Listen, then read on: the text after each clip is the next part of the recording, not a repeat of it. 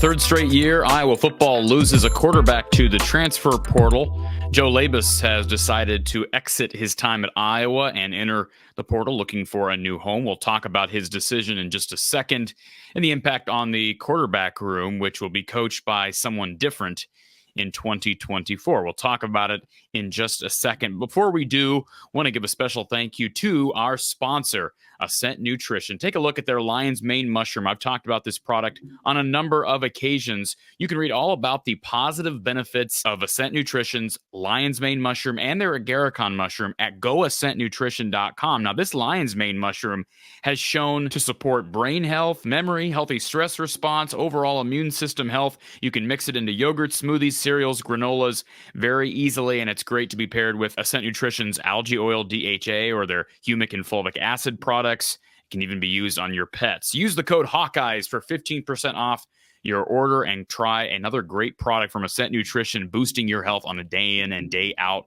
basis. That's goascentnutrition.com. Also, Iowa Floor Covering, their tile, carpet, and more, a locally owned flooring store right down in the heart of central Iowa, down in Bondurant. Give them a call, 515-379-7000, or you can visit them online at iowafloorcovering.com.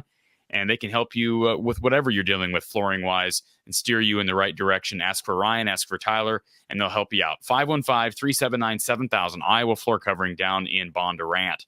So the news this week, Iowa quarterback Joe Labas has decided to enter the transfer portal, or should I say Joey Labas. I know a lot of people start calling him Joe at some point in his career, and then I looked at his Twitter page, his X page, as we say now, and he's still listed as Joey, and he signs his name Joey. So I'm going to call him Joey. I don't think that's going to be offensive, given the fact that that's how he's identifying himself on social media. So Joey Labas has entered the portal. Keep in mind, out of high school, he was a 4-star recruit, according to 247 Sports. Now, his composite was a 3-star. I don't think anyone had him ranked as highly as 247 did. He had a bunch of offers from the MAC. I think he had a UMass offer in there.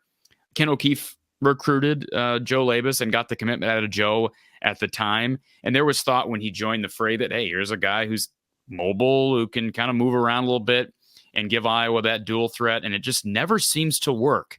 It is just never seems to work with a Ferentz-led team, especially under Brian Ferentz. We've just seen immobile quarterback after immobile quarterback. And I love Nate Stanley, don't get me wrong. But we're talking about Nate Stanley, Deacon Hill, Spencer Petras. I mean, statues back there. So I don't know why that is. I mean, they've had guys who have that ability to make guys miss and at least move out of the pocket. Alex Padilla, Joe Labas, Deuce Hogan.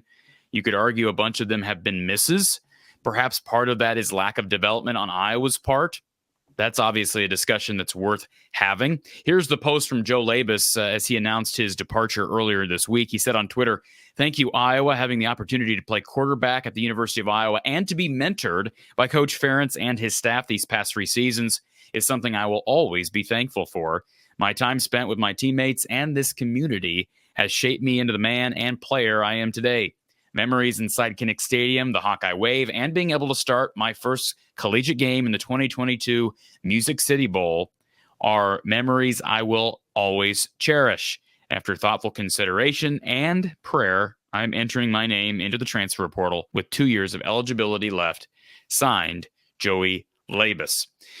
Yes, Joe Labas did start in the 2022 Music City Bowl. A reminder, that was a 21-0 shutout. Kentucky was down several of their best players, including star quarterback Will Levis. Iowa scored all 21 of its points in the second quarter. Only 7 of those came from the offense, as Xavier Wampa picked off a pass and returned it 52 yards for a touchdown. Cooper DeJean also had a pick 6 in that game. I recall Coach Don Patterson, talking on this very show and kind of describing where Mark Stoops and that Kentucky coaching staff went wrong and how you got to give Kirk Ferentz, Brian Ferentz, and that coaching staff credit for how they game planned and what they did with Joey Labas. We saw Deuce Hogan actually come in that game late, ironically enough, and he was 6-7. But Destin Wade really struggled with those 2 picks, had a QBR of 13.5. Joe Labas was just a modest 14-24 for $139 and a touchdown, but no picks. And he looked okay. He got rattled a couple times. He got dinged up in that game, never had to actually leave the game. But his mobility was something that was noticeable during that game. He did run for positive yardage. That's better than most quarterbacks at Iowa can say, at 11 yards in that game on 4 carries. Of course, that's also accounting sack yardage in there. So he'll have a little bit of game film to show people in the transfer portal, teams in the transfer portal. We recall that Alex Padilla, who was another quarterback that left a year ago, went down to SMU and didn't really play at all. I don't think he saw the field this year for SMU. And we know that Spencer Petras, that's a discussion we're going to have here very soon as well. He has announced his transfer destination. And Peyton Manziel went a level down. We haven't really seen Iowa quarterbacks transfer out and then end up at the Power 5 level, with the exception being Deuce Hogan. And last I checked, Deuce was still a non-scholarship player at Kentucky. Now, we have seen guys, if we want to really go back, we can find guys like Tyler Wiegers, even Cody Sokol, who transferred on to G5 schools and had good careers. So maybe Joe Labas finds a spot in the G5 and plays. His mobility is something that I would have to think is attractive to certain schools, certain programs. But Iowa showed very little confidence in Joe as his career went forward. In fact, Marco Lainez moved ahead of Joe. And I'm not ripping on Joe Labas. I've said many times that I don't think Iowa knows how to A, develop quarterbacks, or B, evaluate quarterbacks effectively. Whether we're talking about in-game, I'm not there in practice every day, but I think there's evidence to support that notion that perhaps Iowa doesn't know how to evaluate its talent in the quarterback room. So if Joe Labas gets a chance somewhere, maybe he'll shine. It's been said that maybe he hasn't been the quickest in picking up the playbook, and maybe that set him back a little bit. Keep in mind, Deacon Hill came over from Wisconsin during the offseason and jumped Joe Labas basically right away in the spring, and ended up being the backup when Cade McNamara went down. It was Deacon Hill's job. So best of wishes to Joe Labas. He seems like a nice young man.